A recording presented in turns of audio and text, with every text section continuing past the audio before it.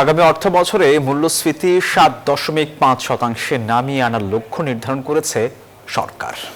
একই সঙ্গে নিত্যপণ্যের দাম নিয়ন্ত্রণ ও সাধারণ মানুষের জীবনযাত্রার ব্যয় কমাতে বিভিন্ন রাজস্ব ছাড় ও সামাজিক সুরক্ষা কর্মসূচির উপর গুরুত্ব দিয়েছেন অর্থমন্ত্রী।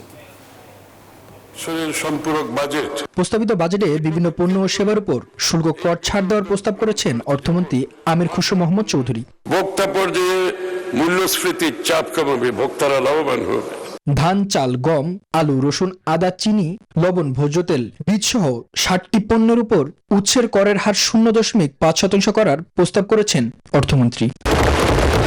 আমদানি করা শিশু খাদ্য সামগ্রীর উপর আমদানি শুল্ক ১৫% থেকে কমিয়ে ১০% করা হয়েছে। ৫% শুল্ক প্রত্যাহার করা হয়েছে জিরা, দারচিনি, এলাচ, লবঙ্গ, গোলমরিচ, ধনিয়া জাতীয় মশলায়। খেজুর আমদানিতে ৫% নিয়ন্ত্রণমূলক শুল্ক সম্পূর্ণ প্রত্যাহার করা হয়েছে।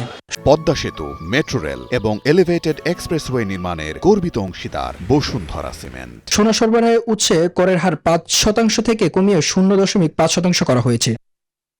ডায়ালাইসিস ফিল্টার আমদানিতে ১৫% ভ্যাট ও ৫% অগ্রিম আয়কর প্রত্যাহার করা হয়েছে। ক্যান্সারের ওষুধ তৈরির নতুন ৯টি কাঁচামাল আমদানিতে বেআইনি সুবিধা দিয়েছেন অর্থমন্ত্রী। আবারও কিছু কিছু পণ্য ও সেবার উপর শুল্ক কর বাড়ানোর প্রস্তাব করা হয়েছে। সিগারেটের ন্যূনতম খুচরা মূল্য নিম্ন স্তরের ক্ষেত্রে প্রতি ১০ শলাকা ৬২ টাকা নির্ধারণের প্রস্তাব দিয়েছেন অর্থমন্ত্রী। মধ্যম সারির ১২০০ থেকে ১৬০০ সিসির আমদানি করা গাড়ির উপর করভার ১৩২.৩৬% থেকে বাড়িয়ে প্রায় ১৫৬% নির্ধারণের প্রস্তাব করা হয়েছে।